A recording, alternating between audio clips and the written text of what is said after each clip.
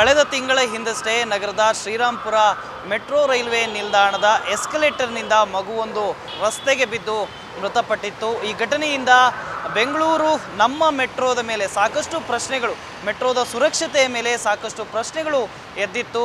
ಹಾಗಾಗಿ ಇದರಿಂದ ಎಚ್ಚೆತ್ತುಕೊಂಡಂತಹ ಅಧಿಕಾರಿಗಳು ಎಸ್ಕಲೇಟರ್ ಪಕ್ಕದಲ್ಲಿ ಖಾಲಿ ಜಾಗ ಇದೆ, ಖಾಲಿ ಸ್ಪೇಸ್ ಇದೆ, ಆ ಜಾಗಕ್ಕೆ ನೆಟ್ಟನ್ನು ಕಟ್ಟಿ ಅನೇಕ ಮೆಟ್ರೋ ನಿಲ್ದಾಣಗಳಲ್ಲಿ ಇದೇ ರೀತಿಯಾದಂಥ ನೆಟ್ಟನ್ನು ಕಟ್ಟಲಾಗಿತ್ತು.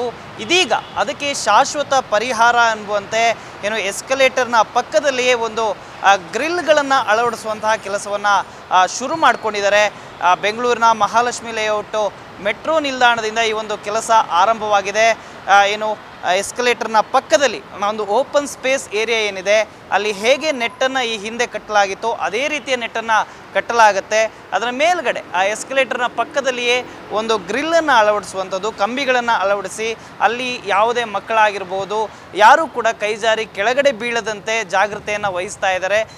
ಈಗಷ್ಟೇ ಈ ಒಂದು ಕಾರ್ಯ ಪ್ರಾರಂಭವಾಗಿದೆ. ನೀವು ನೋಡ್ತಾ ಇರ್ಬೋದು ದೃಶ್ಯಗಳಲ್ಲಿ ಆ ಒಂದು ಗ್ರಿಲ್ಗಳನ್ನು ಎಸ್ಕಲೇಟರ್ನ ಪಕ್ಕದಲ್ಲಿಯೇ ಅಳವಡಿಸಲಾಗಿದೆ. ಸುಮಾರು 6ರಿಂದ 7 ಗ್ರಿಲ್ಗಳನ್ನು ಹಾಕಲಾಗಿದೆ. ಒಂದು 8ರಿಂದ 10 ಅಡಿಯಷ್ಟು ಎತ್ತರದ ಗ್ರಿಲ್ಗಳು ಇವಾಗಿರೋದ್ರಿಂದ ಯಾವುದೇ ಮಕ್ಕಳು ಬೀಳಲಿಕ್ಕೆ ಆಸ್ಪದ ಇಲ್ಲಿರೋದಿಲ್ಲ.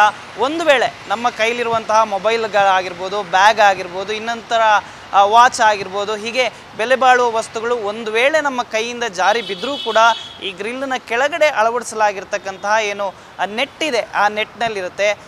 ಈಗ BMRCL ಈ ಒಂದು ಗ್ರಿಲ್ಲನ್ನು ಅಳವಡಿಸ್ತಾ ಇದೆ. ಇದಕ್ಕೆ ಜನರು ಮೆಚ್ಚುಗೆಯನ್ನು ವ್ಯಕ್ತಪಡಿಸ್ತಾ ಇದ್ದಾರೆ.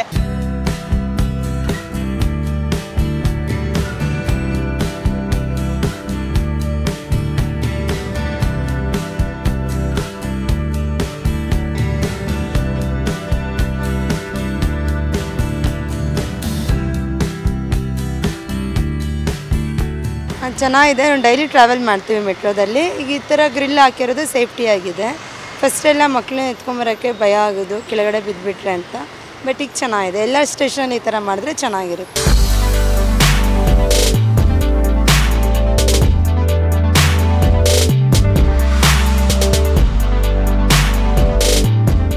ಇನ್ನೂ ಕೂಡ ಮುಂದುವರೆದು ಎಲ್ಲ ಮೆಟ್ರೋ ನಿಲ್ದಾಣಗಳಲ್ಲಿ ಈ ರೀತಿ ಎಸ್ಕಲೇಟರ್ನ ಪಕ್ಕದಲ್ಲಿ ಈ ಒಂದು ಗ್ರಿಲ್ಲನ್ನು ಅಳವಡಿಸಿದ್ದೇ ಆದಲ್ಲಿ ಮುಂದಾಗುವಂತಹ ಅನಾಹುತಗಳನ್ನು ಇದು ತಡೆಗಟ್ಟಬಹುದು ಅನ್ನುವಂತಹ ನಿಟ್ಟಿನಲ್ಲಿ ಒಳ್ಳೆಯ ಕೆಲಸಗಳನ್ನು ಮಾಡ್ತಾ ಇದೆ ಅನ್ನುವಂಥದ್ದನ್ನು ಸಾರ್ವಜನಿಕರು ಕೂಡ ಅಭಿಪ್ರಾಯವನ್ನು ವ್ಯಕ್ತಪಡಿಸ್ತಾ ಇದ್ದಾರೆ.